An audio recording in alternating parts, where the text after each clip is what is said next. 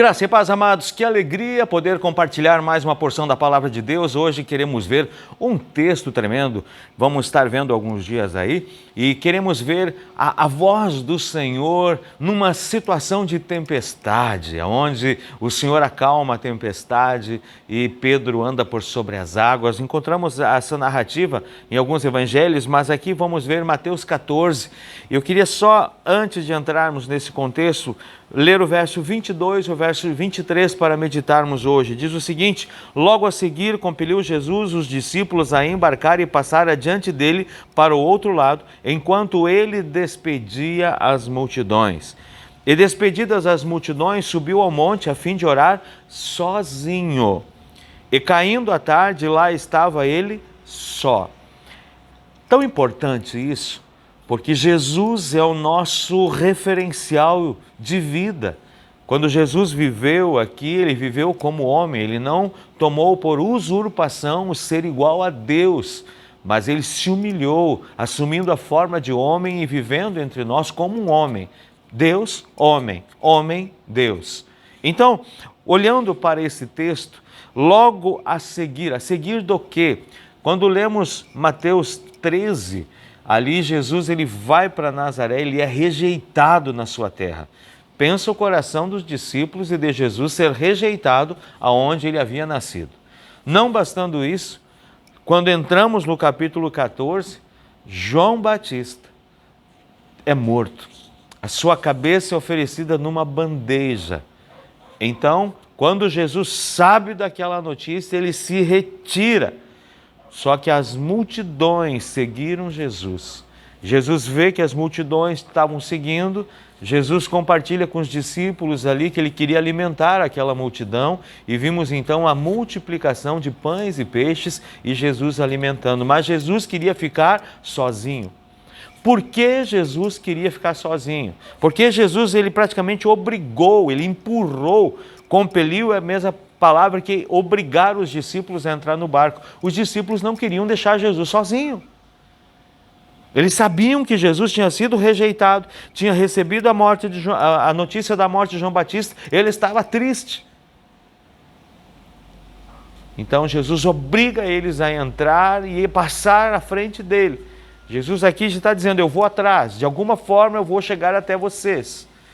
E Jesus então despede as multidões, sobe ao monte para orar sozinho. E o texto termina aqui no verso 23, e caindo a tarde, lá estava ele, Jesus só. Aqui nós entendemos um grande princípio. Jesus, ele precisava orar, ele precisava estar só com Deus. Esse detalhe é importante porque o que é estar sós com Deus?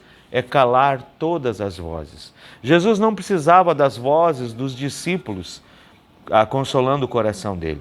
Jesus não precisava das vozes das multidões consolando o coração dele. Ele precisava silenciar as vozes ao seu redor para ouvir a voz de Deus. Eu aprendo aqui.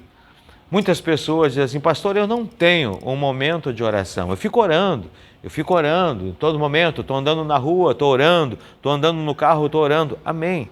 É uma forma de se relacionar com Deus. Eu quero entender que se é que você vive dessa forma, não tendo um momento onde você fala, onde você cala para ouvir, eu quero entender que o teu relacionamento com Deus é só você despejando palavras diante do Senhor. É um relacionamento de uma mão só, de uma via só. Jesus, ele precisava ficar só para calar as outras vozes, para ele poder ouvir a voz do Pai. Então, muitas vezes nós vivemos um engano, eu tenho intimidade com Deus, eu tenho um relacionamento com Deus. Se você só fala, você não tem um relacionamento que você poderia ter se você parasse, calasse as vozes ao teu redor, calasse a voz da tua consciência, a voz do teu coração, a voz do teu saber e sintonizasse os ouvidos sozinho. Momento a sós com Deus. Isso é muito cantado, o lugar secreto, o lugar de intimidade. É o momento de calarmos a nossa boca e abrirmos os nossos ouvidos. Afinal de contas, temos uma boca só e 2 ouvidos. Sinal que nós precisamos aprender a ouvir mais do que falarmos. Como é importante nós entender Cristo, o Filho de Deus, precisava, decidiu ter momentos a sós com Deus. Eu não sei por que eu e você achamos que não precisamos às vezes. Se essa é a tua realidade, hoje é tempo de podermos voltar, olhar para Jesus. Jesus é o nosso modelo, o nosso exemplo a ser seguido, que pode guiar as nossas vidas. Quero orar com você. Pai, obrigado, Senhor, por esse dia. Palavra que nos chama a atenção, Pai. Queremos ser os teus seguidores. Se nós conseguirmos fazer, ó Deus, viver como tu viveu, ó Deus, já será de grande importância. Se tivermos um relacionamento contigo, Pai, um relacionamento onde falamos, aonde silenciamos todas as vozes para ouvir a tua voz, melhor ainda. Que possamos viver, Senhor, realmente não de forma enganada, pensando que temos um relacionamento contigo. E muitas vezes não temos só na nosso momento virtual contigo, digamos assim. Pai, nos traz a realidade, que possamos ter um relacionamento pessoal, rosto com rosto, cara com cara, boca com boca contigo, Pai, para termos, ó Deus, uma profundidade de vida na tua presença. Oramos, Pai, no nome de Jesus, que venhamos viver tudo aquilo que tu tens preparado para nós, inclusive intimidade contigo, ouvindo a tua voz. Em nome de Jesus que eu oro. Amém, Senhor. Amém? Que Deus te abençoe. Eu queria que você ponderasse em ter um momento sozinho com Deus. Falar, calar. Falar, ouvir.